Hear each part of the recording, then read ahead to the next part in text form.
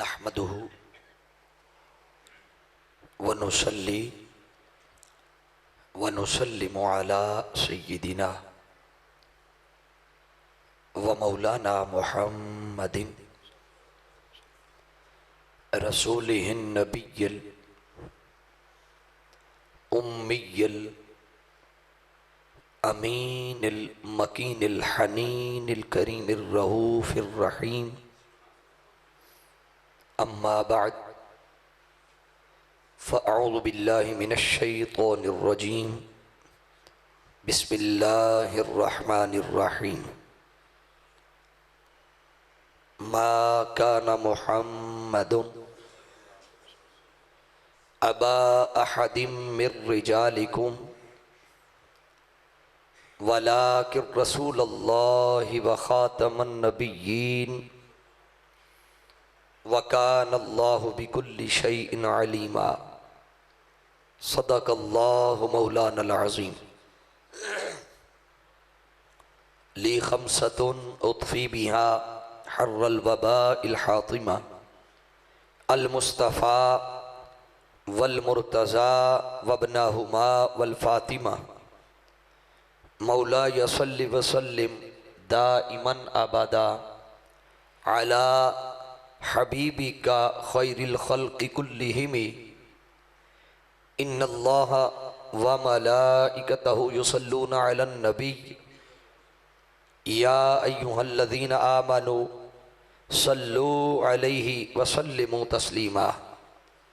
मोहब्बत व अक़ीदत के साथ कोई लब खामोश न रहे, कोई ज़बां महरूम न रहे।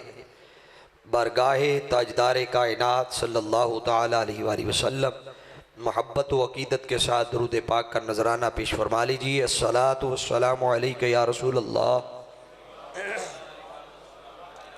व अला आलिका व अस्हाबिका या सय्यदी या हबीब अल्लाह। इंतहाई वाजिबुल एहतराम मुअज़्ज़ज़ व मुहतशम उलमाए किराम, मशाइख़ इज़्ज़ाम, सनाख़ाने मुस्तफ़ा सल्लल्लाहु ताला अलैहि वसल्लम और इलाका भर की सियासी, समाजी, मजहबी, दीनी, इल्मी, फ़िक्री, रूहानी, मुअज़्ज़ज़ और मोतबर शख्सियात जो तहरीक मिनहाजुल कुरान जड़ावाला के ज़ेर एहतमाम 5 रोज़ा दुरूस इरफानुल कुरान के चौथे फेज़ की आज तीसरी नशिस्त में तशरीफ़ लाए। दुआ है मालिक कायनात इन माह रमज़ानुल मुबारक के पुरनूर लम्हात का सदका आप सब के दामन में अपनी रहमतों का, अपनी बरकतों का, अपने अनवार व तजल्लियात का नुज़ूल फरमाए। हाज़रीन मुकर्रम, आप अहबाब ने इश्तिहारात के ज़रिए, मैसेजेस के ज़रिए, एलानात के ज़रिए, दावती कार्ड्स के ज़रिए और जुमला तशहीरी मुहिम के जितने टूल्स हैं उनके ज़रिए आप अहबाब जानते हैं कि आज की गुफ्तगू का उन्वान अक़ीदा ख़त्म नबुव्वत है। और ये अक़ीदा ख़त्म नबुव्वत इस्लामी अकायद की दुनिया में एक बुनियादी अहमियत इस मज़मून को हासिल है। अक़ीदा ख़त्म नबुव्वत न सिर्फ हमारे ईमान की असास है बल्कि हमारे ईमान का मरकज़ व महवर भी है। आप इस बात को शरह सदर के साथ समझना चाहें तो इस मिसाल के साथ समझा जा सकता है कि कोई बड़ी बुलंदो बाला इमारत हो तो यकीनन उस इमारत की बुनियादें भी मजबूत होंगी, तभी इतनी बड़ी इमारत खड़ी है। और अगर उसी इमारत की बुनियादों को कमज़ोर कर दिया जाए, बुनियादों को हिला दिया जाए या उन बुनियादों में से किसी ख़ास पत्थर को, किसी ख़ास ईंट को, किसी ख़ास सहारे को खोखला करके कमज़ोर कर दिया जाए तो जैसे वो इमारत अपनी जगह पर सलामत नहीं रहती बल्कि तबाह बर्बाद हो जाती है, धड़म से ज़मीं बोस हो जाती है। उसी तरह अकीदा ख़त्म नबुव्वत इस्लामी अकायद की खड़ी इमारत की वो बुनियाद, वो पत्थर, वो सहारा है कि जिसे खोखला कर दिया जाए या जिसका इनकार कर दिया जाए या जिसे निकाल दिया जाए तो जैसे दीगर इमारत बगैर सहारे के गिर जाती है, अकीदा ख़त्म नबुव्वत के बगैर इस्लामी अकायद भी धड़म से ज़मीन बोस हो जाती है, जिससे ना ईमान रहता है, ना फिर इंसान की कोई फिक्र और ना इंसान की कोई सोच रहती है। लिहाजा इस अकीदे को सबसे पहले तो इस मयार पर रखते हुए हमें तस्लीम करना होगा, हमें मानना होगा कि ये हमारे ईमान का मरकज़ व महवर है। बोलिए, हमारे ईमान का मरकज़ व महवर है। अब हाज़रीन एहतशाम, एक अगली बात ख़ास जो इब्तिदाई तमहीदी गुफ्तगू में बतौर समरी पेश करना चाहता हूँ। बहुत सारे नौजवानों के और बहुत सारे पढ़े लिखे अहबाब के जहन में भी ये बात है कि शायद कुरान मजीद की 1, 2 या 3 गिनी चुनी चंद आयात हैं कि जिन्हें बुनियाद बनाकर हम इस अकीदा ख़त्म नबुव्वत पर ईमान रखते हैं या इसको साबित करने की कोशिश करते हैं या बयान करने की कोशिश करते हैं। ऐसा हरगिज़ नहीं है। आका दो जहां सल्लल्लाहु अलैहि वसल्लम की इस ख़त्म नबुव्वत पर डाका जनी करते रहे और इस दौर का सबसे बड़ा फितना, फितना कादियानियत, उसका कुछ ना कुछ पोस्टमार्टम और उसके बारे में इस नौजवान नस्ल को आगाह करना भी मेरा फर्ज मनसबी है, ताकि आप मुहतात हो जाएं। ये 3 हिस्से होंगे मेरी गुफ्तगू के। अब अल्लाह रब्बुल इज्जत ने यह कुरान मजीद में जो आका अलैहिस्सलातु वस्सलाम की शान बयान कर दी, तो लफ्ज इसमें एक बड़ा खास इस्तेमाल फरमाया। फरमाया वखातमन नबिय्यीन, कि मेरे महबूब सल्लल्लाहु अलैहि वसल्लम है तो शान रिसालत के हामिल, मगर अगली शान ये है कि ये ख़त्म नबुव्वत का मकाम रखने वाले। अब वो जो फितना कादियानियत था, उसने चूंकि कुरान मजीद में वो तहरीफ करने की जसारत तो कर नहीं सकता था, क्योंकि अल्लाह ने हिफाजत का जिम्मा ले रखा था। इन्ना नहनु नज़्ज़लना ज़िक्र व इन्ना लहू लहाफ़िज़ून। रब ने फरमा दिया था कि इस जिक्र को हमने नाजिल किया, इस कुरान को हमने उतारा है और हम ही इसके मुहाफिज होंगे। तो अब कयामत तक इस कुरान से कोई लफ्ज ना निकाल सकता है, ना कोई, बोलिए जरा, बोलते जाइए, ना कोई अपनी मर्जी से निकाल सकता है, ना कोई दाखिल कर सकता है। तो ये तो जसारत कर कोई नहीं सकता था। अब जो कोई बददियानती करेगा तो वो अल्फाज के रद्दो बदल की नहीं कर सकता, वो मानी और मफाहीम की बददियानती करता है। यही काम मिर्ज़े बदबख्त ने किया। उसने इसी लफ्ज़ खातमन नबिय्यीन को पकड़ा, वो लोगों को गुमराह करने के लिए, अब झांसा देने के लिए, जाल फैलाने के लिए और उस जाल में फांसने के लिए इसी लफ्ज़ खातम को पकड़ा और पकड़कर लोगों को कहता है कि मैं तो किसी किस्म का दावा नहीं कर रहा, ये देखो कुरान ने कहा है कि खातमन नबिय्यीन, अल्लाह ने मोहम्मद मुस्तफ़ा सल्लल्लाहु अलैहि वसल्लम को मोहर बना के भेजा है, नबियों की मोहर बनाया है। अब वो मोहर लेके आ गए हैं, अब वो जिस पर मोहर लगाते जाएंगे वो नबी होता जाएगा। मैं उन्हीं की मोहर के लगने से नबूवत का दावा कर रहा हूं।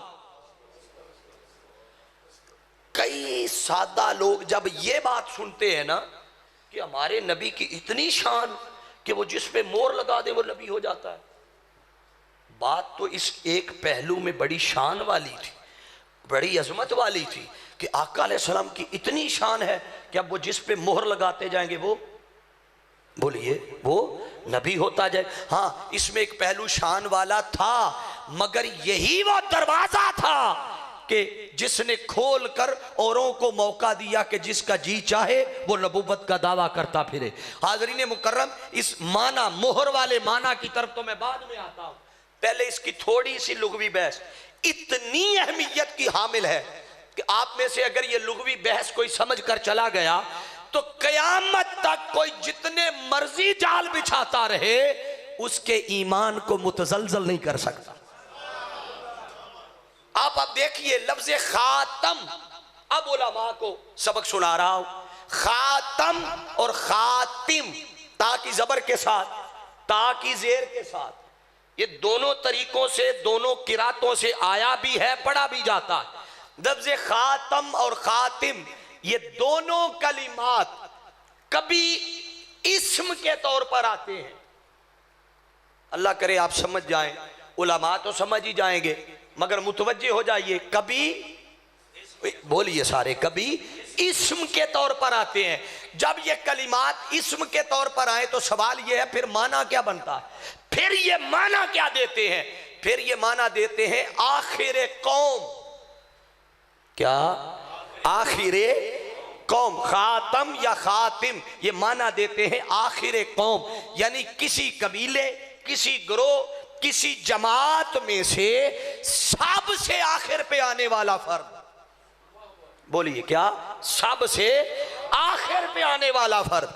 अगर लफ्ज खातिम ये इसमें फाइल के तौर पर आता है, जैसे फाइलुन, फाइलुन का माना होता है फेल करने वाला। बोलिए क्या? ऊंचा बोलिए, फेल करने वाला। तो खातिमुन बर वजने फाइलुन यानी खत्म करने वाला निस्बत आका की तरफ की जाए तो माना यह होगा कि मुस्तफा ही की जात और हस्ती वो है कि जो नबुव्वत के सिलसिले को खत्म करने वाली है। बोलिए, जो नबुव्वत के सिलसिले को खत्म करने वाली है। अब पीछे रह गया माना मोहर वाला। अब लफ्ज खातम और खातिम, इस पर मुतवज्जे हो जाइए, ये मोहर का माना कब देता है? अब उलमा को फिर सबक सुना रहा हूं। जब लफ्ज खातम इसके बाद या खत्म के बाद जब लफ्ज अला आ जाए, बोलिए लफ्ज अला, और अला आए भी सिला के तौर पर। किसके तौर पर? सिला के तौर पर। लफ्ज खातम के बाद जब सिला के तौर पर अला आ जाए तो ये तब मोहर का माना देता है। कुरान से मिसाल देने लगा हूं, जैसे फरमाया खतम अल्लाहु, इतना को तो आता ही होगा ना, इतना को तो कुरान का हिस्सा आता होगा ना। खतम अल्लाहु अला कुलूबिहिम। अब तर्जुमा भी आप करेंगे कि अल्लाह ने इनके दिलों पर, बोलिए जरा, मोहर लगा दी है। इसका मतलब है कि ये लफ्ज खातम मोहर का माना भी देता है, मगर मोहर का माना देकर मफहूम वो नहीं है जो वो बयान कर रहा है। अब मफहूम में बयान करता हूं कि इस मोहर का माना क्या है। ये मोहर वो नहीं जो वो बयान करता है। मोहर का मतलब ये है कि जैसे कोई तहरीर लिखी जाए, तहरीर, खत, लेटर लिखा जाए, जब वो एंड हो जाए, जब क्लोजिंग हो जाए, जब मुकम्मल हो जाए तो एंड पे साहिब तहरीर मोहर शब्द करता है। उस मोहर का मतलब ये है कि साहिब तहरीर बताना चाह रहा है कि जो कुछ मैंने लिखना था लिख दिया। बोलिए, जो कुछ मैंने लिखना था, बोलिए, लिख दिया। अब मेरी मर्जी के बगैर इस पूरी तहरीर में कोई एक हर्फ की भी तरमीम नहीं कर सकता, ना कोई दाखिल कर सकता है, ना कोई निकाल सकता है। बस आदम अलैहिस्सलाम से लेकर सैयदना ईसा अलैहिस्सलाम तक अल्लाह ने अंबिया के नामों की जो फहरिस्त जारी की, फरमाया उस फहरिस्त में मुस्तफा बतौर मोहर आ गए। अब मुस्तफा के बाद कयामत तक ना कोई नबी आ सकता है, ना कोई रसूल आ सकता है।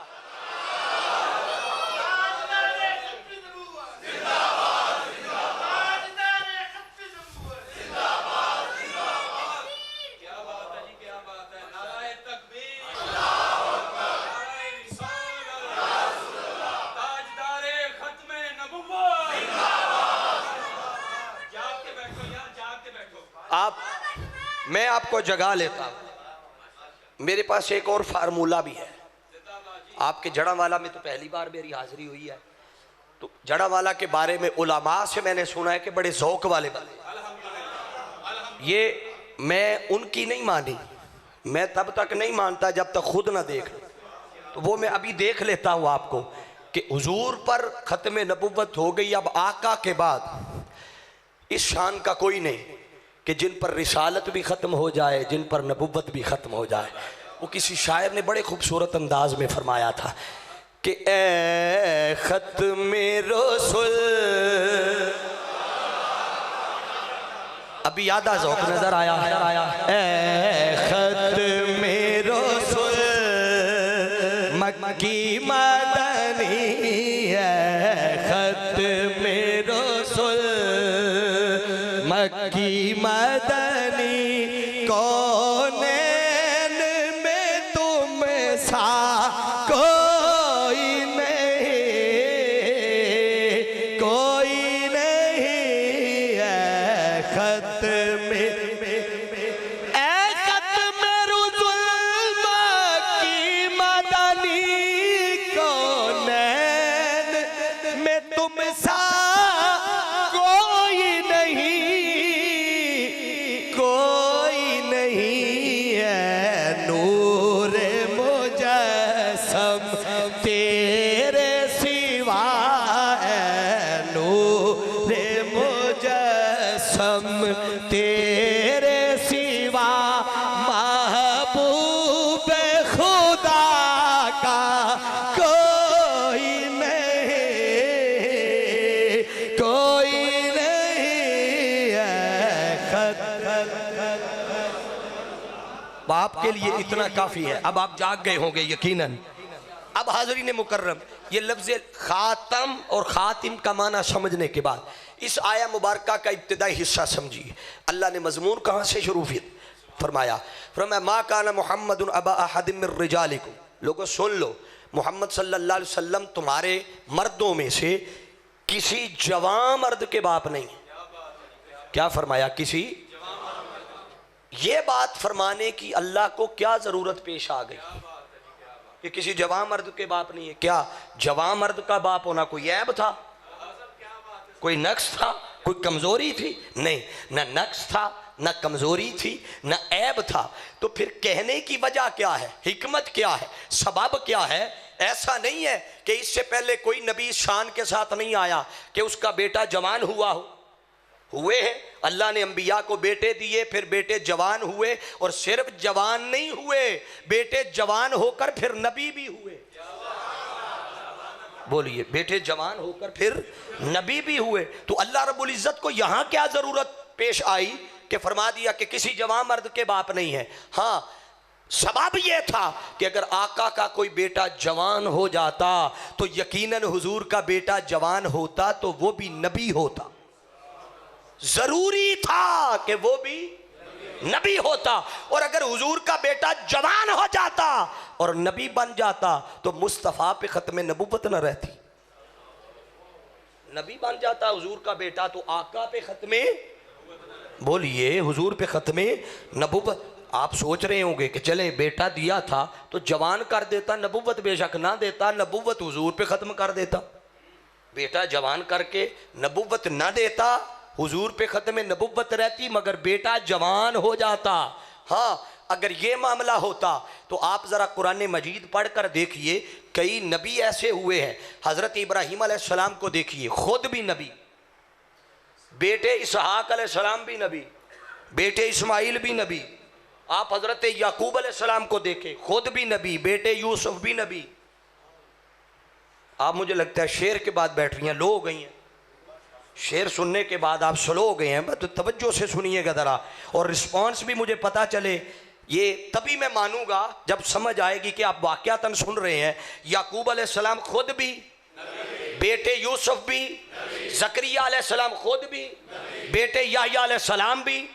तो कई नबी ऐसे, खुद भी नबी, बेटे भी नबी। उधर आका नबी रहते, खत्मे नबुव्वत उन पर रहती, बेटा जवान हो जाता, नबी ना होता। तो कल क़यामत वाले दिन जब अंबिया की सफ़े सजती, कई नबी इस शान के साथ वहां खड़े होते कि वो खुद भी नबी होते, बेटे भी नबी होते। उधर मुस्तफ़ा को देखा जाता, खुद तो नबी होते, बेशक शान खत्मे नबुव्वत के साथ होते, खुद तो नबी होते, मगर बेटा नबी ना होता।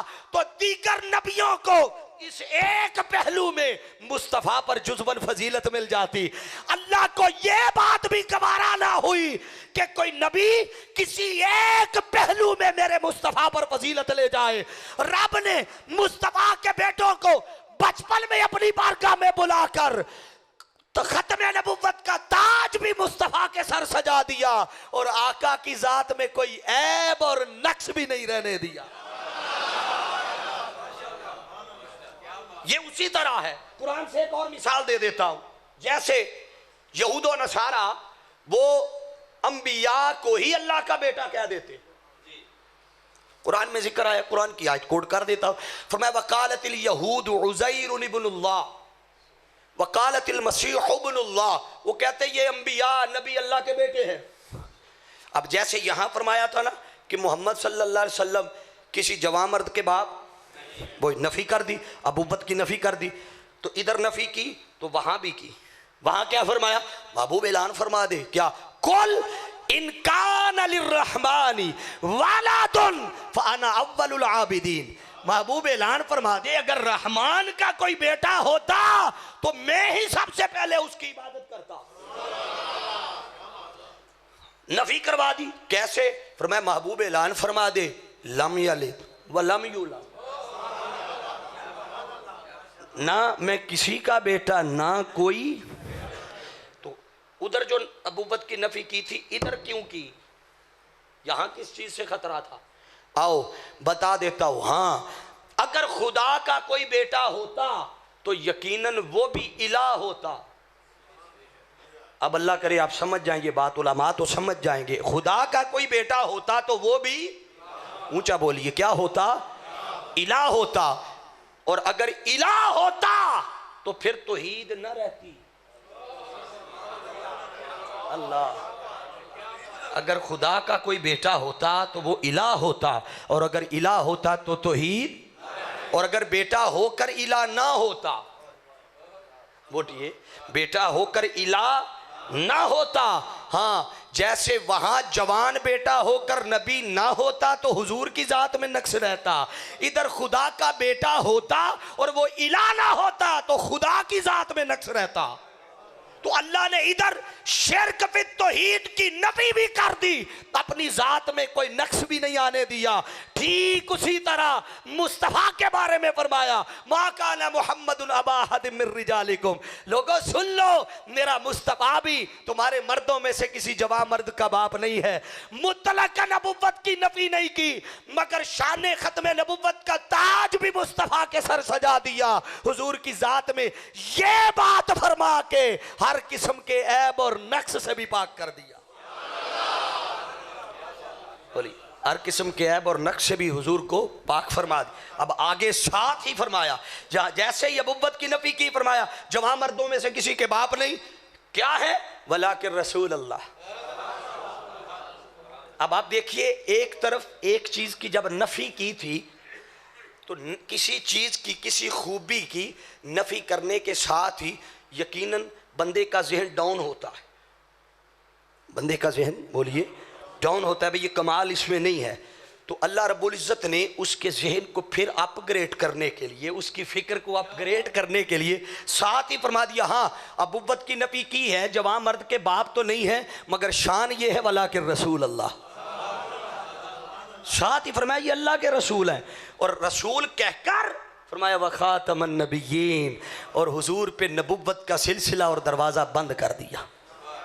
अब यहाँ खास नुक्ता जो आपकी समातों की नज़र कर रहा हूँ, भाई उसूल और कायदा ये है कि जिस शान से किसी की ज़ात की शान से इब्तिदा की जाए, इंतहा भी वहीं पे होती है। बोलिए, इंतहा भी।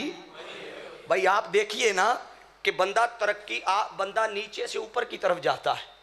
कभी भी ऐसा नहीं हुआ कि ऊपर से, आप में से कभी कोई शख्स ऐसा हुआ कि जो कहे कि मैं वो पहले दिन, मेरी कोई मिसाल ले ले, मेरी इनकम इतनी थी, माल इतना था, तरक्की इतनी थी, मगर दिन ब दिन मैं जवाल पजीर होता गया, नीचे की तरफ आता गया, तो ये नाकामी है। बोलिए, ये क्या है? नाकामी है। अब इस मिसाल को अपने जहन में रखें। इधर रसूल पाक सल्लल्लाहु अलैहि वसल्लम की शान रिसालत बयान की है, और रिसालत मनसब ब निस्बत नबुव्वत बड़ा है। बोलिए, क्या? रिसालत का मनसब नबुव्वत के मुकाबले में बड़ा मनसब है, नबुव्वत छोटा दर्जा है। इसको यूं समझ लीजिए, आसान करते हुए, भाई जरूरी नहीं है कि हर नबी रसूल हो। अल्लाह खैर करे, अल्लाह करे आप समझ जाए। क्या ज़रूरी नहीं है कि हर नबी रसूल, मगर ये ज़रूरी है कि हर रसूल नबी भी होता है। शायद ये भी मुश्किल हो जाए, मैं इसको और आसान कर देता हूँ। आप देखिए ये इतना बड़ा मस्जिद का पंडाल है, आप किसी शख्स को खड़ा करें और खड़ा करके पूछिए हज़रत साहब बताएं आपने MA किया हुआ है? वो कहे कहाँ किया हुआ है। आप साथ ही अगला सवाल कह दे कि BA भी किया हुआ है। आप हैरान नहीं हुए जिस बंदे से पहले MA का सवाल पूछा जाए कि MA किया है या नहीं, और साथ ही कहा जाए कि BA भी किया हुआ, वो कहेगा हज़रत साहब मुझे MA की डिग्री मिली तब थी जब पहले BA की मिली थी। BA के बगैर MA बोलिए ना। मगर उसके लिए जो MA पास था ज़रूरी था कि वो पहले BA पास हो, मगर हर BA पास MA पास बोलिए।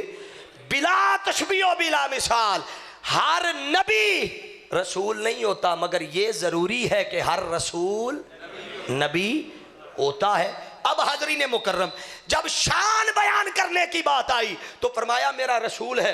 जब दरवाज़ा बंद करने की बात आई तो फरमाया खातमन नबीयीन है। बारी ताला जब कहा था बला के रसूल अल्लाह, तो साथ फरमाता खातमर रसूल। कायदा तो ये था जिस शान से इब्तिदा की थी नीचे ना आने देता। अगर ऊपर नहीं कोई और शान थी तो कम से कम लेवल पे बात रहती, बराबर रहती। पहले शाने रिसालत बयान कर ली और बाद में फरमाया वह खातमन नबीयीन। मौला हिकमत क्या है? वो फरमाते हैं हाँ अगर खातमर रसूल फरमा देता तो कयामत तक कई बदबख्त आते जो अपने आप को नबी कहते रहते। उनसे पूछा जाता कोई दलील दो तो वो कहते कुरान से दलील है। क्या दलील है? वो कहते अल्लाह ने दरवाज़ा रिसालत का बंद किया है, नबुव्वत की तो गुंजाइश है ना। तो अल्लाह ने फरमाया खातम और रसूल कह देता तो गुंजाइश बचती। जब शान बयान करने की बात आई तो रसूल कहा। जब दरवाज़ा बंद करने की बात आई तो जो मनसब और ओहदा और दर्जा छोटा था उसका दरवाज़ा बंद करके बता दिया कि अब मेरे मुस्तफ़ा के बाद वो जो मनसब नबुव्वत छोटा दरवाजा है बनिस्बत रिसालत के, अब हमने दरवाजा उसका बंद कर दिया है। अरे जब नबी कोई नहीं आ सकता तो रसूल के आने का तो सवाल ही पैदा नहीं हो सकता।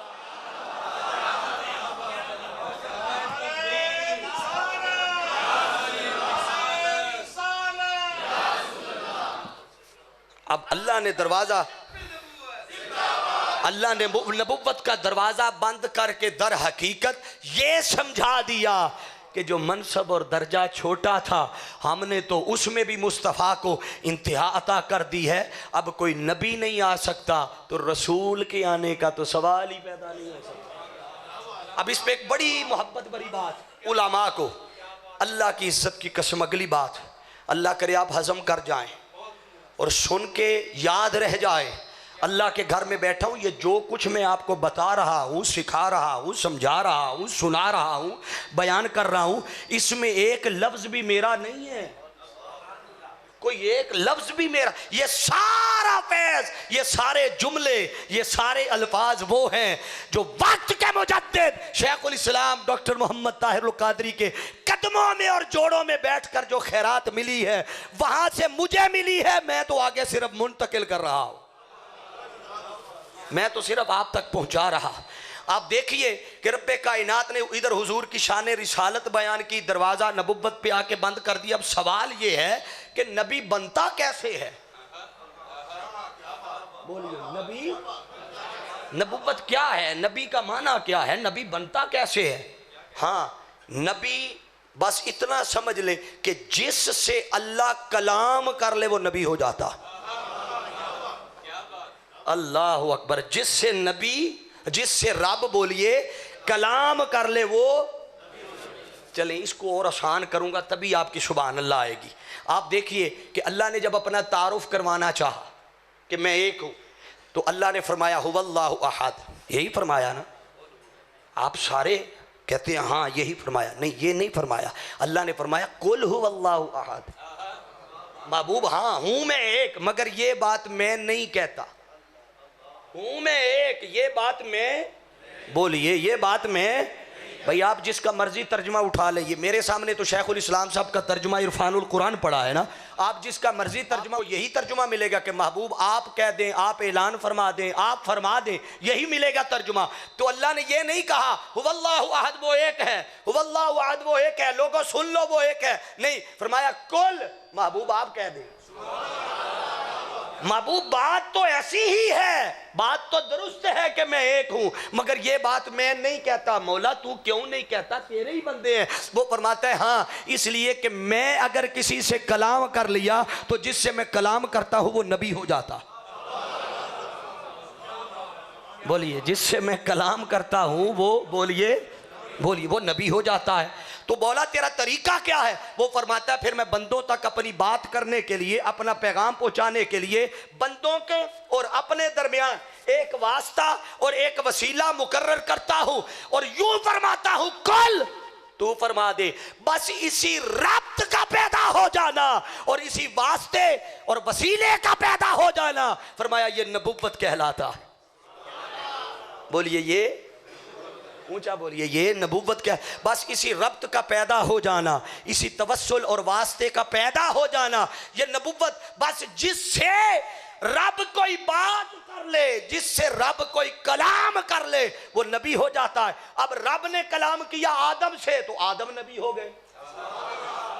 अब रब ने कलाम किया नूह से तो नूह, ऊंचा बोलते जाइए। अब आपने साथ चलना है। यूसुफ अलैहिस्सलाम से कलाम किया, नबी हो गए। याकूब अलैहिस्सलाम से कलाम किया, नबी हो गए। इब्राहिम से कलाम किया, इस्माइल से, वो कलाम करता गया, नबी बनते गए। किसी को कलीमुल्लाह कहता गया, किसी को ज़बीउल्लाह बनाता गया, किसी को कोई नबी बनाता गया, नबी बनते गए। कलाम होता गया, कलाम होता गया, नबी बनते गए।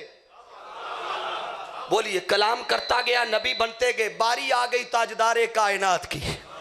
रब्बे कायनात ने जब मुस्तफा से कलाम किया तो वहां भी तरीका जुदा कर दिया। किसी से कलाम किया था जिब्रील के जरिए, किसी से कलाम किया तूर पर बुलाकर, आ जाना आ जाना, हम वही करेंगे, हम कलाम करेंगे। मगर जब मुस्तफ़ा की बारी आई तो तब जुदा कर दी कैफियत, माहौल बदल दिया। फरमाया महबूब बाकियों की दफ़ा हमने ये तरीका और अंदाज रखा, मगर तेरी दफ़ा अंदाज बदल रहे हैं। अब अंदाज बदलते हुए फरमाया काबा कौसैनी औ अदना फअौहा इला अब्दिही मा औहा। मेरे महबूब बाकियों के लिए वही का तरीका और था। आ तुझे अपने कुर्ब में बिठा के सारे पर्दे उठा के बराए रास्त तुझसे कलाम करेंगे। अब रब कलाम करता गया, नबी बनते गए। रब ने फरमाया मेरे महबूब अब जब से तुझसे कलाम किया है, कलाम तो पहलों से भी किया था, मगर जब से तुझसे कलाम किया है अब कयामत तक किसी और से कलाम करने की जरूरत और हाजत नहीं रही। चूंकि कयामत तक अब रब किसी से कलाम नहीं करेगा।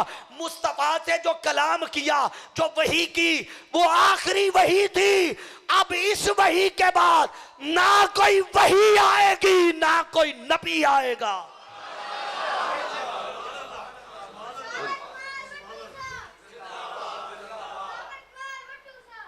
अल्लाह आपको जज़ाए खैर दे, से तो सलामती दे। अब अल्लाह रब्बुल इज़्ज़त क़यामत तक किसी और से कलाम, बोलिए कलाम, तो जब खुदा कलाम ही नहीं करेगा तो नबी कहाँ से आएगा? नहीं, बस जो जिससे कलाम कर लिया, जिस पर अल्लाह रब्बुल इज़्ज़त ने आखिरी वही उतार दी, वो मुस्तफ़ा की ज़ात है। अब और बेशुमार निकात थे इस आया मुबारका में। मैं चाह रहा था कि आपको ज़्यादा से ज़्यादा आयात में कोड कर देता।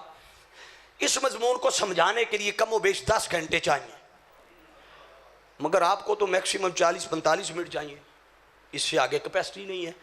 मगर फिर भी थोड़ा ज़ोर ज़बरदस्ती करके को घंटे सवा तक आपको ले जाना चाहता हूँ। चले जाएंगे ना, आज थकेंगे तो नहीं?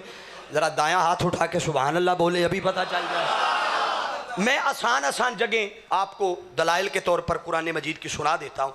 आप बिल्कुल इब्तदाई हिस्से में चले जाएँ, सूरह बकरा का इब्तदाई हिस्सा। अल्लाह ने इरशाद फरमाया अलिफ लाम मीम। अल्लाह करे ये दलाइल आप भूलें ना। फरमाया ज़ालिकल किताब ला रैबा फी, ये वो किताब है जिसमें कोई शक की गुंजाइश। बोलिए शक की। हम अमूमन मुआशरे में ये दावे और नारे लगाते हैं ना कि हुजूर की नमूसे रिसालत पे, हुजूर के ख़त्म नबुव्वत पे हमारी जान भी कुर्बान करते हैं ना सारे। अब झिझक क्यों गए हैं? मैं कुछ आपसे इसके बदले में मांगने नहीं लगा, खुल के बोले करते हैं ना। तो इसके बदले में आज आपको जान की कुर्बानी तो नहीं, वक्त की कुछ कुर्बानी देना पड़ेगी। ये ना हो कि मैं देखता रहूं और आखिर पे सिर्फ एक साउंड वाला बच जाए और दूसरा मैं बच जाऊं। अब तवज्जो कीजिएगा, फरमाया ज़ालिकल किताब, ये वो किताब है। अब जो बात अल्लाह ने असल फरमानी थी, असल से मुराद जिसकी तरफ मैं इशारा कर रहा हूं, वैसे हर बात असल है। यहाँ माना ये है कि जिस चीज़ को मैं कोड करना चाह रहा हूँ वो अल्लाह ने फरमाई चौथे नंबर पर, मगर वो बात करने से भी पहले अल्लाह का उसलूब और तरीका देखिए कि वो पहले पक्का कर रहा है, मुस्तनद कर रहा है, आपको मुतवज्जे कर रहा है कि ज़ालिकल किताब ला रैब फीह, ये वो किताब है जिसमें शक की गुंजाइश, ताकि ज़हनी तौर पे बंदे पक्के हो जाएं कि जो अगली बात आ रही है। अब आगे बात क्या फरमाई? फरमाया हुदल लिल मुत्तकीन, ये हिदायत है मुत्तकियों के लिए। बोलिए क्या हिदायत है? मुत्तकियों के लिए। बारी ताला, अब अगर हिदायत मुत्तकियों के लिए है तो हमें कैसे पता चलेगा ये मुत्तकी हैं, इनके लिए हिदायत है? अगर हम अपने तरीके से तलाश करें कि ये मुत्तकी है, ये मुत्तकी है, तो यकीनन आप मुझे मुत्तकी कहते रहेंगे, ये मुत्तकी है, मैं आपको कहता रहूं ये मुत्तकी है, हम एक दूसरे को मुत्तकी बनाते रहे। लिहाजा हम आपस में फैसला नहीं करते, हम कुरान से पूछते हैं। बोलिए किससे? मैं सारी बात कुरान से इसलिए कर रहा हूं कि ताल्लुक मिनाजुल कुरान से। तो कुरान क्या कहता है? हुदल लिल मुत्तकीन। अब कुरान ने सिफ्त बयान की, फरमाया अल्लज़ीना युमिनून बिल गैब। फरमाया मुत्तकीन की सिफात में से पहली सिफ्त यह है कि वो गैब पर ईमान लाते हैं। बोलिए किस पर? गैब पर। दूसरा फरमाया वयुकीमून अस्सलाह, क्या करते हैं? चलें जो करते हैं वो तो बोले ना, क्या करते हैं? नमाज कायम करते हैं। तीसरे नंबर पर फरमाया वमिम्मा रज़क़नाहुम युनफ़िक़ून, और हमारे दिए हुए रिज़्क़ में से खर्च करते हैं। अब वो असल बात आ गई आगे, फरमाया वल्लज़ीना युमिनूना बिमा उन्ज़िला इलैक। फरमाया और उस पर ईमान लाते हैं जो हमने अपने महबूब मोहम्मद मुस्तफ़ा पे उतारा है, नाजिल किया है, वही की है, उस पर ईमान लाते हैं। और किस पर? फरमाया वमा उन्ज़िला मिन क़ब्ल, जो हुजूर से पहले उतारा है, जो हुजूर से। अब उससे भी पहले किसी वही का जिक्र नहीं और हुजूर के बाद किसी वही का जिक्र नहीं।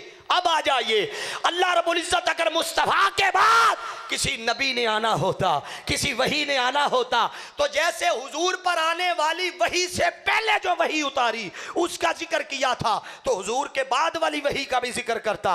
अल्लाह का यह जिक्र ना करना इस अमर पर दलालत करता है कि मुस्तफ़ा पर जो वही आनी थी वो आखिरी वही थी। अब इस वही के बाद ना कोई वही आएगी, ना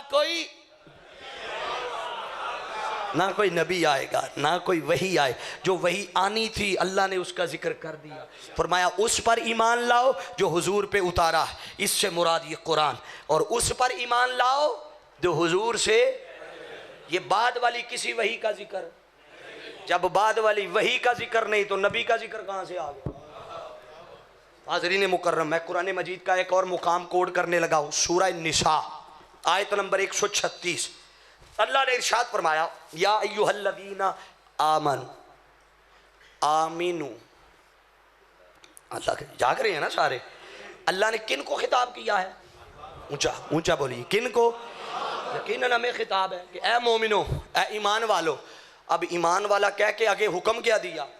आमीनू। क्या फरमाया? ए ईमान वालो, ईमान लाओ। बारी ताला, तूने पहले ईमान वाला कहा, फिर ईमान लाने का हुक्म दिया। अगर वो ईमान वाले नहीं थे तो ईमान वाला कहा क्यों? तवज्जो है? अगर ईमान वाले नहीं थे तो या अय्युहल्लज़ीना आमनू क्यों कहा? और अगर वो ईमान वाले थे पहले से ही तो आमीनू कहकर किस ईमान की बात की है कि ईमान लाओ? हाँ, अल्लाह ने साथ आगे जिक्र किया, फरमाया आगे पढ़ो, आमीनू बिल्लाहि व रसूलिही वल किताबिल्लज़ी नज़्ज़ल अला रसूलिही वल किताबिल्लज़ी अनज़ल मिन क़ब्ल।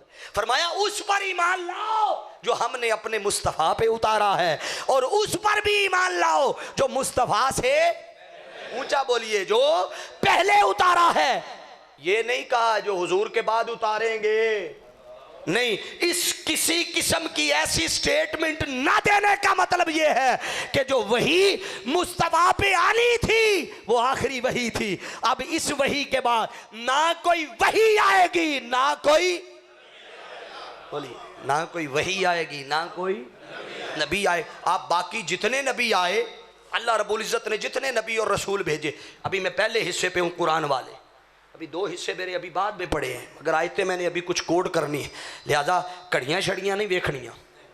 अज वेखना तो सिर्फ हुजूर दा अकीदा खत्म नबूवत वेखना, तो सुनना तो अज सिर्फ कुरान दी आयतां सुननियाँ। अब तवज्जो करना जो अगली आयत कोड कर रहा हूँ। अब आप देखिए वो जितने नबी आए, जितने नबी आए, वो सारे के सारे नबी एक हद बंदी के तहत आए। बोलिए क्या? एक हद बंदी।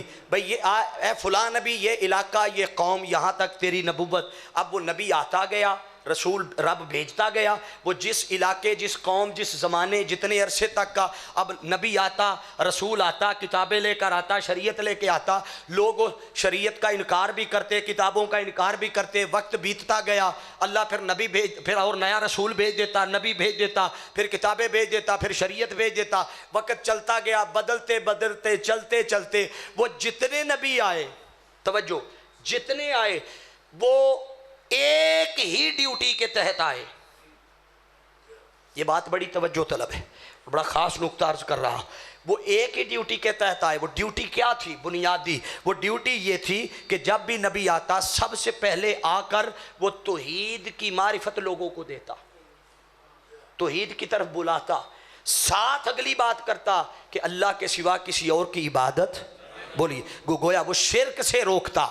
कितने काम हो गए? ऊंचा बोलिए, कितने हो गए? 2। अब तीसरा एक और काम साथ वो नबी करते, वो आकर कहते जिसने आगे आना होता उसकी खबर देते। आय हाय हाय।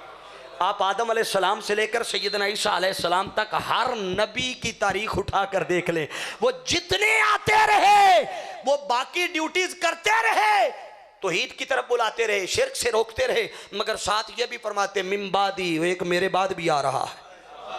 अल्लाह एक मेरे।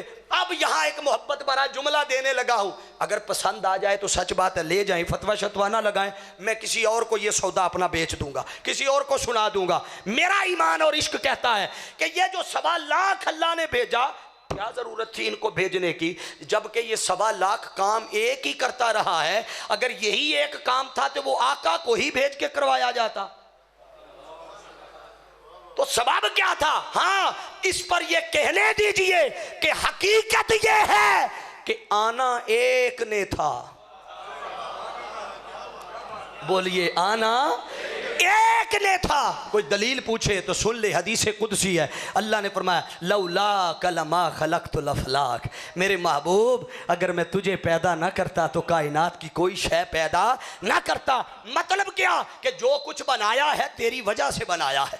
तो अगर मुस्तफ़ा आना एक ने था, मगर उस एक के आने से पहले अल्लाह ने 1.25 लाख सिर्फ ये कहने के लिए भेज दिया कि मेरे बाद आ रहा है। बोलिए, अब ये बुनियादी ड्यूटी है। तो ड्यूटी जैसे दीगर नबी करते आए, हुजूर भी उसी ड्यूटी के तहत ही आए। वही ड्यूटी बहैसियत नबी, वही ड्यूटी जो दीगर नबी करते आए, हुजूर भी वही ड्यूटी लेकर आए। अब जैसे बाकी नबी आकर तौहीद की तरफ बुलाते, शिर्क से रोकते, तो तीसरा साथ क्या फरमाते? अल्लाह करे जागते रहे आप, मिन बादी, मेरे बाद आ रहा है। तो चाहिए तो ये था, जब आदम अलैहिस्सलाम से लेकर सैयदना ईसा अलैहिस्सलाम तक हर कोई यही कहता रहा तौहीद की तरफ आओ, शिर्क से रुक जाओ, मेरे बाद आ रहा है। तो अगर हुजूर के बाद भी किसी ने आना होता तो आका भी पहले 2 ऐलान करते, साथ ही फरमाते मिन बादी, मेरे बाद कोई आ रहा है। आका का आकर ऐलान ही बदल देना, ऐलान क्या बदल देना? फरमाया सुन लो, हर कोई आके कहता रहा मिम्बादी मिम्बादी मिम्बादी। ईसा अलैहिस्सलाम ने तो हद भी कर दी। फरमाया वइज़ क़ाल ईसा इब्न मरियम या बनी इस्राईल इन्नी रसूलुल्लाह इलैकुम मुसद्दिक़न लिमा बैना यदैया मिनत तौरात व मुबश्शिरन बिरसूलिन याती मिन बाद इस्मुहु अहमद।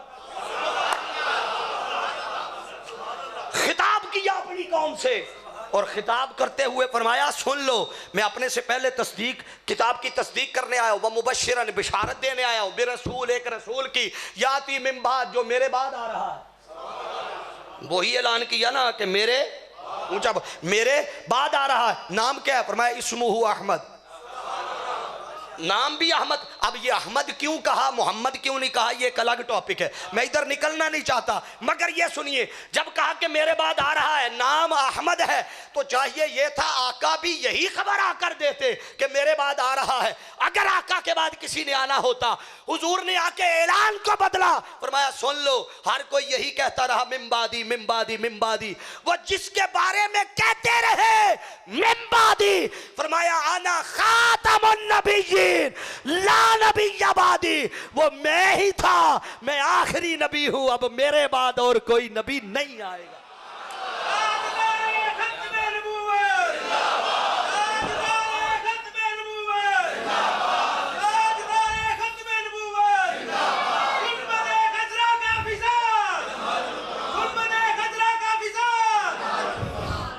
हाज़रीन जी एहतशाम, अब तवज्जो कीजिएगा, मैं बिल्कुल करीब हूँ, मगर एक आयत मैं मजीद कोड करना चाहता हूँ। आयात अभी 10-12 पढ़ी थी मेरे पास कोड करने वाली, मगर घंटा पूरा होने वाला है, मैं तो हैरान हूँ, टाइम का पता नहीं चला। एक आयत खास है, कोड करने लगा।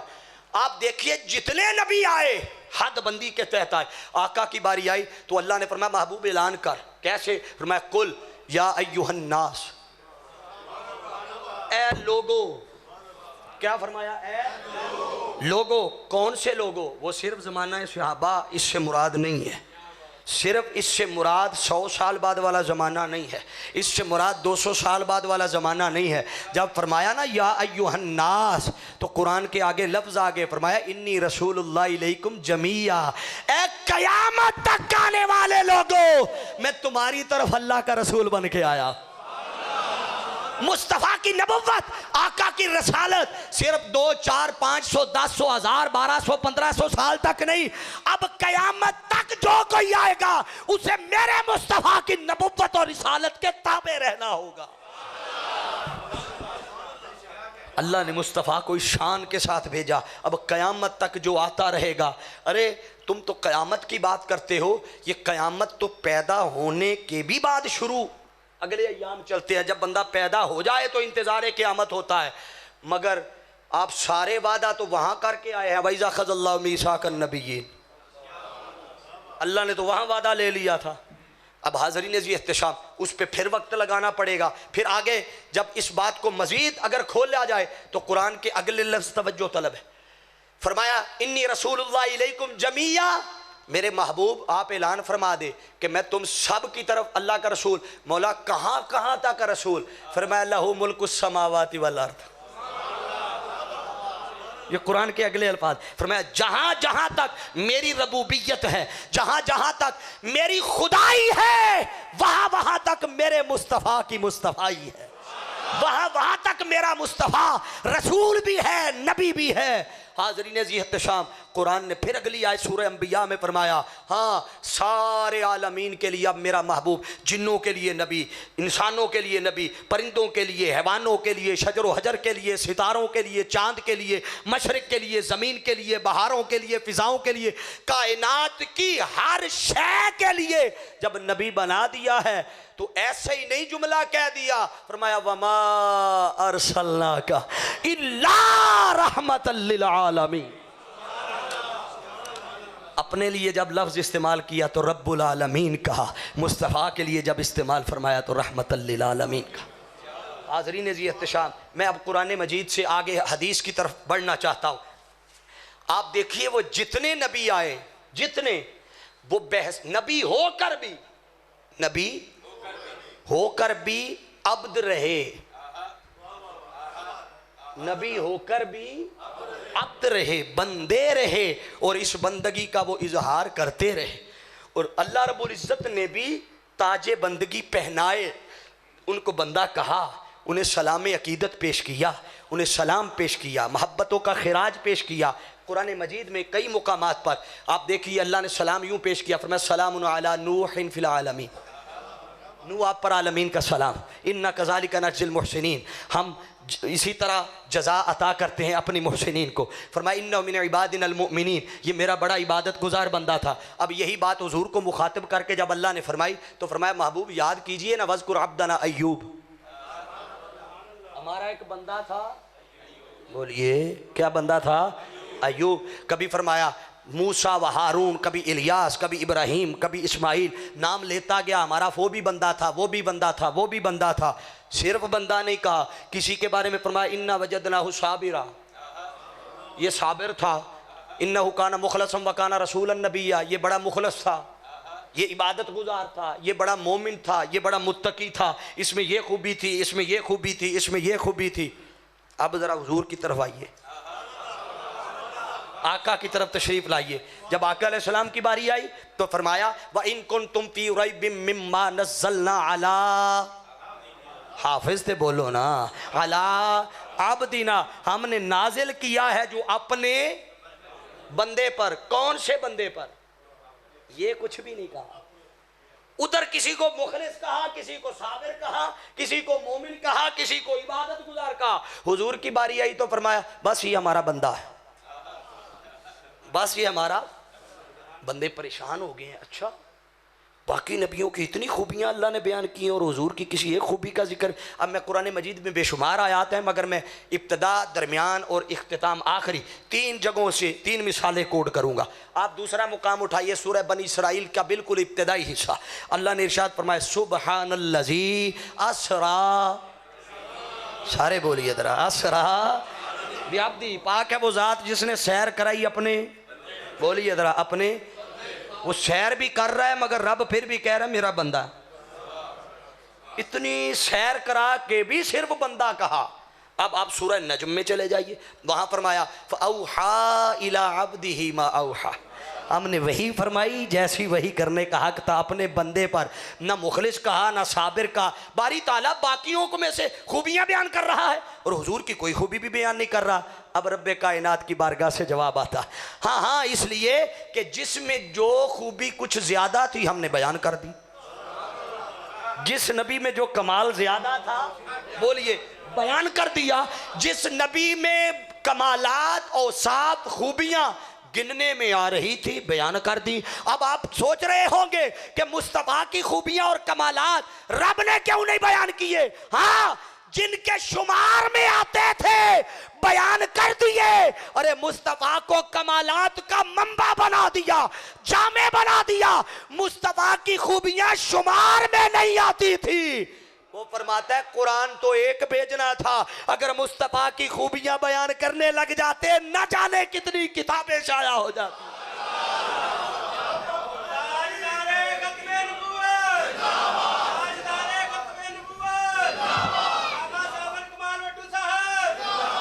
अब आप मैं हदीस की तरफ आपको बिला नागा लेके चलता हूँ और बिला तखीर लेके चलता हूँ।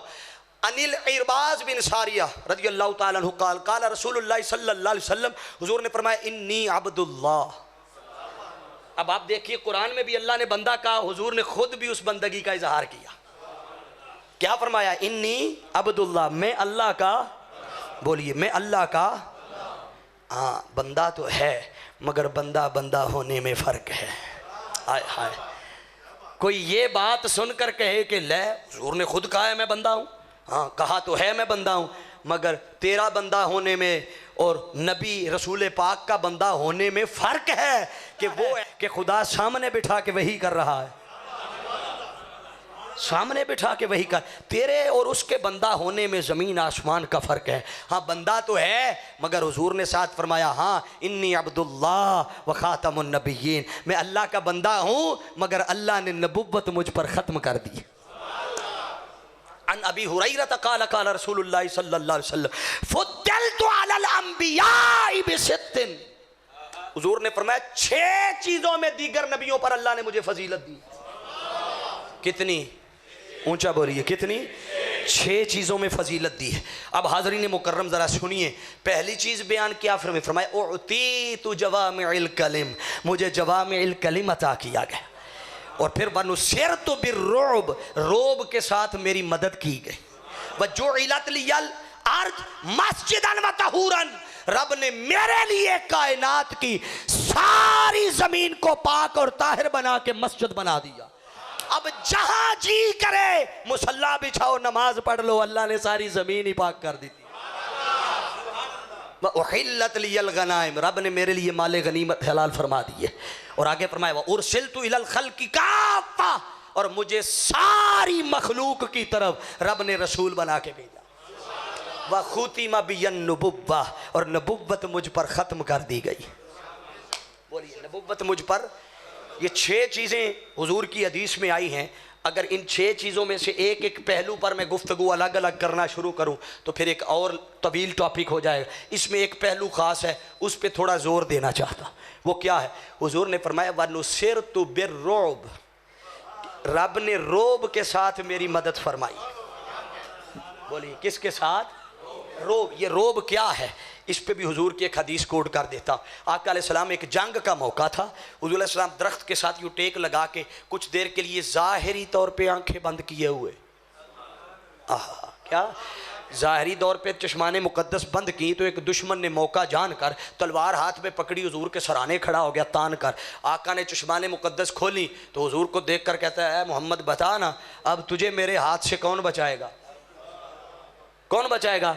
अब ताजदारे कायनात सल्लल्लाहु अलैहि वसल्लम ने यूं देखा, नजर भर के देखा। बस ये वही नज़र थी जिसके बारे में जब किसी शायर का कलम उठा तो उसने फरमा दिया ये तेरी नजर का कमाल है, ये तेरी नजर का कमाल है। मुझे पूछते हैं बड़े बड़े, मैं तो संगे राहे तैयार था, तूने एक नगीना बना दिया। बस आका अलैहिस्सलाम ने नजर भर के देखा, वो कांपने लग गया, कांपने लग गया, थर थर कांप, तलवार हाथ से गिर गई। आका ने वही तलवार पकड़ी और पकड़ कर कहा बता अब तुझे मोहम्मद के हाथों से कौन बचाए। अब हर किसी ने इस बात का भी माना अपना बयान किया है, मगर मुझे जो हुजूर शेखुल इस्लाम के जोड़ों में बैठकर खैरात मिली है, मैं समझता हूँ यहाँ भी आका की ज़ात तो वो है कि जो दुश्मन की गालियाँ सुनकर भी माफ़ कर देने वाले हैं। तो आका ने उसके ये अमल को देखकर कहाँ कत्ल करना था या मारना था। फिर जो आका ने फरमाया कि अब तुझे मेरे हाथ से कौन बचाएगा, इसका माना क्या था? इसका मतलब ये था कि अब तू मोहम्मद की बारगाह में आ गया है, अब कुफर से ईमान की हालत में बदले बगैर तू मोहम्मद के कदमों से नहीं जा सकता। अब तू जाएगा तो दौलत ईमान लेके जाएगा। तो ये जो अल्लाह ने मदद फरमाई, ये मदद वहीं ब्रेक या रुक नहीं गई। इस मदद का फैज़ आगे क़यामत तक हुजूर की उम्मत के औलिया मुत्तकीन सुलहा को मिलता रहेगा। ये बात सुन के शायद आप परेशान हो गए हैं कि वनुसिरतु बिर्रुब का फैज़ ये आगे भी उम्मत को मुंतकिल होता रहेगा। हाँ होता रहेगा। हाज़रीन मुकर्रम, किसी को यकीन ना आए तो चंद लम्हे अपने मुर्शिद खाने, अपने वली जिसके साथ निस्बत है उसकी बारगाह में चले जाना कि जहाँ बड़े से बड़ा चौधरी, वडेरा, सरमायादार, बड़े से बड़ा ओहदेदार भी आकर पहले बोलने से पहले इजाज़त लेता, दम मारने की इजाज़त नहीं है। वो रोब है, ये उसी रोब मुस्तफ़ा का फैज़, उसी रोब मुस्तफ़ा का फैज़। और यही फैज़ आज के दौर में मेरे कायद शेखुल इस्लाम डॉक्टर मोहम्मद ताहिर कादरी साहब को भी मिला, गौसे पाक के तवस्सुल से।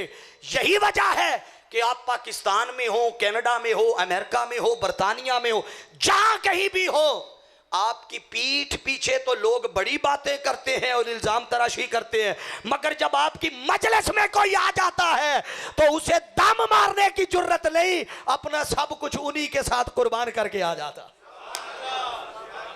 हमने जिंदगी में कई ऐसी मिसालें देखी, बाहर वो कुछ और कहते थे, जब हुजूर शेखुल इस्लाम की बराए रास्त सोबत मुयस्सर आई तो फिर मिनाजुल कुरान के रफीक बन के निकले। हाज़रीन ये एहतशाम, ये फैज़ चलता रहेगा। अब मैं इसी हदीस से मुंतकिल कर रहा हूँ आखिरी हिस्से की तरफ ताकि बर वक्त अपने मजमून को समेट सकूँ। हाज़रीन मुकर्रम, ये तो आका दो जहाँ सल्लल्लाहु अलैहि वसल्लम की अहादीस और कुरानी नसूस के ज़िमन में आके आका अलैहिस्सलाम का अकीदा ख़त्म नबुव्वत वाज़े किया। हुज़ूर अलैहिस्सलाम की हदीस पाक है, आका अलैहिस्सलाम ने फरमाया न सिर्फ ये नसूस वारिद हुई ना सिर्फ खबर दी बल्कि आका अलैहिस्सलातु वस्सलाम ने तो अपने बाद जिन्होंने झूठा दावा नबुव्वत करना था उनकी खबर भी दी।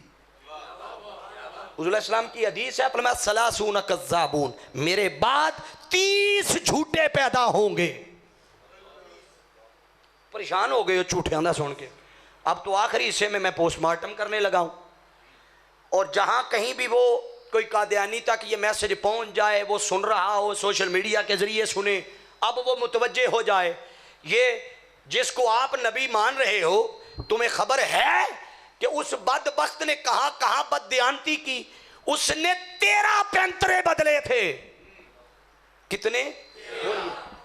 13 पैंतरे उसने बदले। कभी वो अपने आप को मुजद्दिद कहता, कभी वो मुहद्दिस कहता, कभी वो जिल्ली नबी कहता, कभी वो बुरूजी कहता, कभी वो कुछ कहता।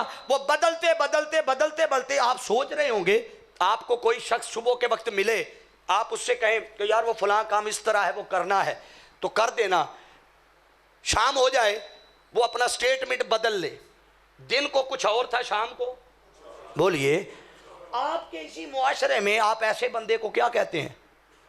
खुल के बोलो ना, ऐसे क्यों चकदे हो जिमें गलियां मोहल्लियां चाहते हो, दस दो एक दूजे ने, यारो फलाना बड़ा झूठा है, सवेरे उन्हें मैंने इंज आख्या हूँ इंज बयान है, झूठा ही कहते हैं ना। तो जो शाम को कुछ और हो, सुबह को कुछ और हो, वो झूठा भी है, कज़्ज़ाब भी है, बददियानत भी है। इसी तरह वो बदबख्त मिर्ज़ा कादियानी 1835 की पैदावार, और ये भी याद रख ले, ये फितना बरतानवी साम्राज्य ने इस बर्रे सगीर पाको हिंद की सरजमीन पर बोया, बरतानवी साम्राज्य ने। और बोने के पीछे असबाब क्या थे, वजूहात क्या थी? जब मुसलमान देखा कि पूरी दुनिया पर हुकूमत कर रहा है, पूरी दुनिया पर है भी कमज़ोर, मईशत भी कमज़ोर है, माल भी नहीं है, कुछ भी नहीं है, वसाइल भी नहीं है, थके तो नहीं ना। अब आखिरी हिस्सा बड़ा ख़ास है, अब पहला बेशक भूल जाए, मुझे शिकवा नहीं है, इस हिस्से में मैं कुछ अहम मालूमात देने वाला। आखिर पर आप देखिए कि सारा कुछ होने के बावजूद उन्होंने कहा कि दिन बर दिन उरूज पकड़ रहे ये मुसलमान। वजह क्या? जब वो एक नतीजे पर पहुंचे तो एक ही वजह सामने आई, और वो वजह क्या थी कि इकबाल ने उसकी अक्सबंदी की, फरमाया ये फाका कश जो मौत से डरता नहीं ज़रा,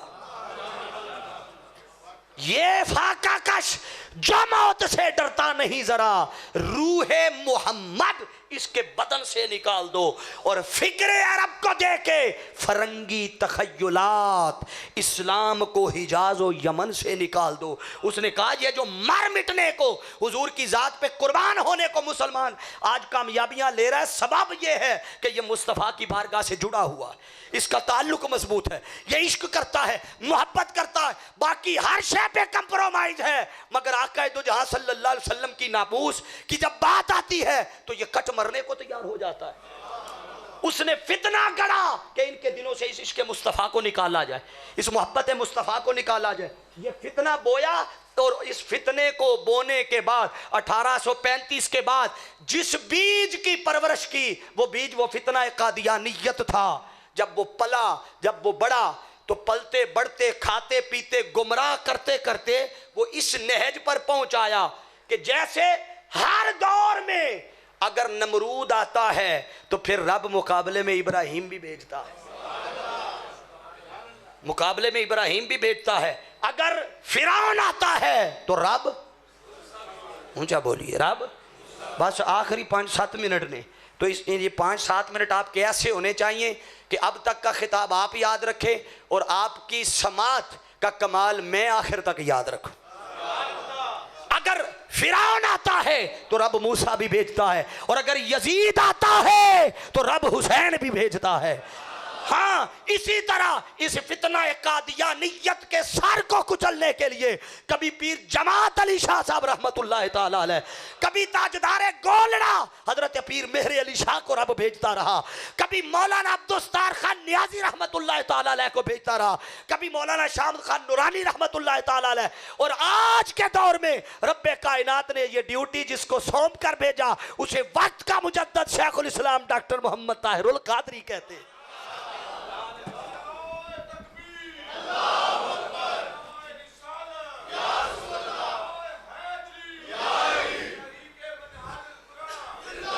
चौरासी का दौर आया, तवज्जो, बिल्कुल आखिरी लम्हात, 84 का दौर आया। इन बदबख्त कादियानियों ने लोगों को गुमराह करने के लिए और हत्ता कि अदालत को भी गुमराह करने के लिए इन्होंने पिटीशन दायर की अदालत में। पिटीशन दायर की, नौजवान तो नहीं, 20, 24, 24, 25 साल वाले नहीं जानते होंगे, 50 से प्लस वाले जानते होंगे, और बहुत सारे जो पढ़े लिखे प्रोफेसर हजरात हैं, मुमकिन है वो पूरे का पूरा फैसला भी पढ़ चुके हो। गूगल और दीगर टूल्स जितने सोशल मीडिया के हैं, आज आपको मैं बता देता हूं, तहकीक आप जाकर सोशल मीडिया से कर सकते हैं, हवाला आपको मैं बता दूंगा। 1984 की बात है, इन्होंने पिटीशन दायर की कि हमें अपनी इबादत गाहों को मस्जिद का नाम देने दिया जाए। आप में से कईयों को इल्म नहीं होगा। फिर उन्होंने कहा हमें अजान का नाम इस्तेमाल करने दिया जाए, शायर इस्लाम इस्तेमाल करने दी। फिर इन्होंने कहा कि हम जो पैरोकार हैं कादियानी के, उन्हें सहाबी कहने दिया जाए। इन्होंने कहा कि उस बदबख्त के जो खानदान के लोग हैं उन्हें अहले बैत कहने दिया जाए। यहां तक ये पहुंचाया, ये पिटीशन दायर हो गई। पिटीशन दायर हुई, समात 15 जुलाई 1984 को शुरू हुई। पहली समात 15 जुलाई 1984 से लेकर 10 अगस्त 1984 तक 19 समातें गुजर गईं। उनके वकील भी पेश हुए, हमारे भी उलमा भी पेश होते रहे। अब दलाइल उनके वकील देते रहे। मकसद उलमा की या वकाला की तजलील करना नहीं है, सिर्फ बताना मकसूद ये है कि जो हस्ती उस वक्त से लेकर आज के दौर तक तहफ़्फ़ुज़ नमूस रिसालत के लिए और अक़ीदा ख़त्म नबुव्वत के लिए अपनी खिदमात देते आए हों और कामयाबियाँ समेटते आए हों और इस उम्मत के जवानों के अकायद और ईमान की हिफाजत करते आए हों, अगर इस दौर में आके उनकी खिदमात को पसे पुष्ट डालकर बजाय उनके हक़ में खड़ा होने के उनकी मुखालफत में खड़ा होकर लोगों को प्रोपेगेंडा के ज़रिए गुमराह किया जाए, तो ये जुल्म और ज़्यादती नहीं? बोलिए, जुल्म और ज़्यादती है। 10 अगस्त 1984 तक 19 समातें गुजर गई। उस वक़्त जस्टिस पीर करम शाह साहब अल-अज़हरी रहमतुल्लाह ताला अलैह वफाकी शरी अदालत के वो भी जज थे, मगर वो 4 रुकनी जो बेंच केस की समात कर रहा था उस पिटीशन की, उसमें शामिल ना थे। हर रोज़ अपडेट लेते थे, हर रोज़ हमारे दलाइल, उनके वकील भी दलाइल देते रहे। हमारे जब दलाइल देने जाते तो दलाइल क्या थे वो दलाइल भी सुन ले। ये कहते ये कौन है, ये दज्जाल है, ये फलां है। वो कुरान की आयतें पढ़ पढ़ के दलीलें देते, वो हदीसें पढ़ पढ़ के दलाइल देते, और हमारी दलीलें ये थी।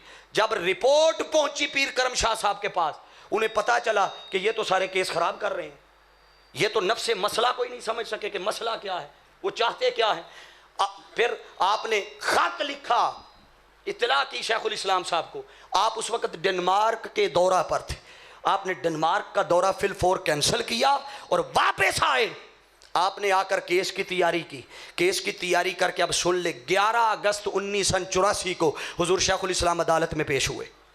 अदालत में पेश हुए तो 6 घंटे के दलाइल दिए। इससे पहले समातें कितनी गुजरी थी याद रहे ना, कितनी बोलिए, 19 को 6 घंटों के साथ जरब दें 114 घंटे बनते हैं। मैं हिसाब करके बैठा हुआ हूं, 114 घंटों की समात। एक तरफ वक्त के मुजद्दद शेखुल इस्लाम डॉक्टर ताहिरुल कादरी के 6 घंटों के दलाइल, एक तरफ उन्होंने 6 घंटों में उनके 114 घंटों के दलाइल का सत्यानाश कर दिया और एक ही दिन में पिटीशन खारिज करवा, एक ही दिन में। फिर सन 86 का दौर आया, 86 का जब तहफ़्फ़ुज़ नमूस रिसालत का वक्त आया तो 295C जाके जो मर्जी टूल उठाकर आप चेक कर लीजिए, ये कानून किसने पास करवाया। हाज़रीन मुकर्रम, उस वक़्त 3 दिन 18 घंटे के दलाइल देकर, जबकि हमारे ही कुछ उलमा का इस पे मौक़िफ़ जुदा था। आप में से कई लोगों को इन चीज़ों का इल्म नहीं है, हम मजबूर हैं ये बताने पर। आपको कोई नहीं बताएगा, आपको फ़कत गुमराह किया जाएगा। सुन ले, उस वक़्त 3 दिन जब दलाइल दिए, हमारे मौक़िफ़ में कईयों का ये मौक़िफ़ भी था कि गैर मुस्लिम हो तो उस पर सज़ाए मौत नहीं है गुस्ताखी पे। कोई कहता था नाबालिग होगा तो सज़ाए मौत नहीं है इस गुस्ताखी पे। किसी ने कुछ कहा, किसी ने कुछ। हुज़ूर शेखुल इस्लाम ने एक ही मौक़िफ़ अपनाया। आपने फरमाया कोई गैर मुस्लिम हो, कोई मुस्लिम हो, कोई बालिग हो, कोई नाबालिग हो, कोई अपना हो, कोई बगाना हो, कोई बड़ा हो, छोटा हो, बालिग हो, नाबालिग हो, जो मुस्तफा का बेअदब और गुस्ताख है उसकी सजाए मौत है।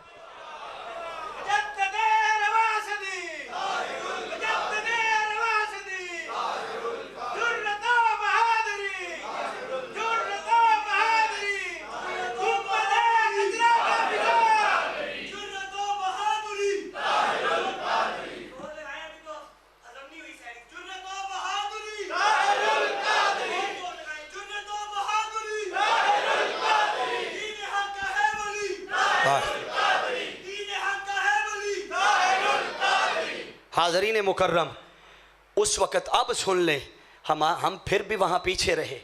हुज़ूर शेखुल इस्लाम जब केस 3 दिन के दलाइल देने के बाद जब ये साबित कर चुके कि जो भी बेअदब होगा, मुस्तफ़ा का गुस्ताख होगा, वो सजाए मौत का मुस्तहिक है, उसके लिए इससे कम सज़ा नहीं है। जब ये आपने बात कही तो कई ऐसे भी थे फिर इस बात पर भी हुज़ूर शेखुल इस्लाम के मुखालिफ हो गए। किस चीज की मुखालफत? अरे हसद और बुग़्ज़ में मुस्तफ़ा की बेअदबी को बर्दाश्त कर रहे हो कादरी साहब के हसद में। खुदारा ये जुल्म ना करना, ये जसारत ना करना। उस वक़्त जब ये कानून पास करवा के बाहर निकले तो सबसे पहले जिस शख्स ने हुजूर शेखुल इस्लाम के हाथ चूमे वो भी कोई अपना ना था, बेगाना था। हम जिन्हें बेगाना समझते हैं वो उस वक़्त मौलाना अब्दुल रहमान अशरफी जामे अशरफिया वाले, उन्होंने सबसे पहले आगे बढ़कर हाथ भी चूमे और आंखों से आंसू भी जारी हो गए और कहा, कादरी साहब अल्लाह आपका भला करे, आपने हुजूर के उम्मतियों और गुलामों की लाज रख ली है। फिर 88 का दौर आता है, 88 का। ये बदबख्त मिर्जा ताहिर ना कादियानी नामी एक शख्स था, उसने फिर मुसलमानों को चैलेंज। अब उसमें एक बड़ा खास पहलू मैं बताने लगा हूं, वो रह ना जाए, वो खास है, कईयों को नहीं पता। कानून तो 295C पास हो गया, मगर उसके एक पहलू में हमें आज भी इख्तिलाफ है। एक है ऑब्स्टेंटिव लॉ, क्या ऑब्स्टेंटिव लॉ, एक है प्रोसीजर लॉ। ऑब्स्टेंटिव लॉ से मुराद क्या है कि इसकी सज़ा का तयन क्या है, तो तयन तो है कि सज़ा सजाए बोलिए मौत। अब सवाल ये है कि ये कौन तय करेगा, ये कैसे तय करेगा कि ये इसने बेअदबी और गुस्ताखी की है या नहीं। ये है प्रोसीजर लॉ, इस पे हमें इख्तिलाफ। और कई वाक़यात आप ये पिछले 5-10 सालों में देख चुके होंगे कि पहले वाक़या कुछ और था, फिर बाद में रंग कुछ बोलिए मिला। हमें इस पे इख्तिलाफ था और आज भी इख्तिलाफ है। हाज़रीन मुकर्रम, ये एक अलग इशूज़ है, फिर मैं इसकी तफसीलात फिर कभी मौका मिला। फिर 88 का दौर आ गया, उसने जब चैलेंज किया कि आओ मुसलमानों मेरे साथ, उस फितना कादियानी ने कहा मेरे साथ मुबाहला करो, मुनाजरा करो, मुकाबला करो। परेशान हो गए सारे, इस बदबख्त के साथ क्या करें, न जाने ये क्या कर दे, कौन सा बम गिरा दे। हुजूर शेखुल इस्लाम आपने उसका चैलेंज कबूल किया, ये 88 की बात बता रहा हूँ। आपने चैलेंज कबूल किया, कबूल करके उसको ख़त लिखा और ख़त लिख कर कहा मैं तेरा चैलेंज कबूल करता हूँ, और साथ 3 बातें कही। कितनी? 3 बात। आपने कहा सुन ले, मेरा ईमान है कि सुबह फजर की अजानों के लिए जब सदाए अल्लाह अकबर बुलंद होगी तो तब तक अगर तू आ गया तो ताइब होकर ईमान ला चुका होगा। ताइब होकर बोलिए ईमान ला चुका होगा। आपने कहा आलमी मिलाद कॉन्फ्रेंस 11-12 की दरमियानी रात, हुजूर के मिलाद की रात आ रही है, आ जाना, वहाँ तेरा इंतज़ार करेंगे, और अगर तू आ गया तो ताइब होकर ईमान लाएगा। पहली बात। दूसरी बात आपने फरमाया अगर ये ना हुआ तो तेरी मौत वाक़ई हो जाएगी। मौलाना अब्दुस्तार खान नियाजी रहमतुल्लाह ताला अलैह, अल्लाह उनके कब्र पर करोड़ों रहमतें नाजिल फरमाया। आपको पता चला ना कि कादरी साहब ने ये चैलेंज किया है कि तेरी मौत वाक़ई हो जाएगी। आपने कादरी साहब से पूछा, कादरी साहब आपको समझ है आपने क्या कहा है कि तेरी मौत वाक़ई हो जाएगी? आपको पता है ये तकदीर का फैसला है, और तकदीर भी तकदीर मुबरम है, और ये तकदीर मुबरम याद रख ले, वक्त के गौस के बदले बगैर कोई नहीं बदल सकता, उनकी दुआओं के बगैर कोई नहीं बदलती। हुजूर शेखुल इस्लाम ने जब ये सुना कि ये क्या पूछा जा रहा है तो आपने मौलाना अब्दुस्तार खान नियाजी साहब से फरमाया, आपने फरमाया हाँ नियाजी साहब मुझे खबर है मैंने क्या कहा है, मैं होश में हूँ, ये सारा कुछ जिनके लिए कर रहा हूँ वही लाज रखेंगे, वही लाज भी रखेंगे। इसलिए ये दोनों चीज़ों के बाद तीसरी चीज़ आपने जो फरमाई, आपने फरमाया अगर दोनों चीज़ें ना हुई कि ना तू ईमान लाया ना तेरी मौत वाक़ई हुई, तो तीसरा आपने फरमाया जिस मर्जी चुराहे पर खड़ा करके ताहिरुल कादरी की गर्दन उड़ा देना, तुझे खून माफ कर दिया जाएगा।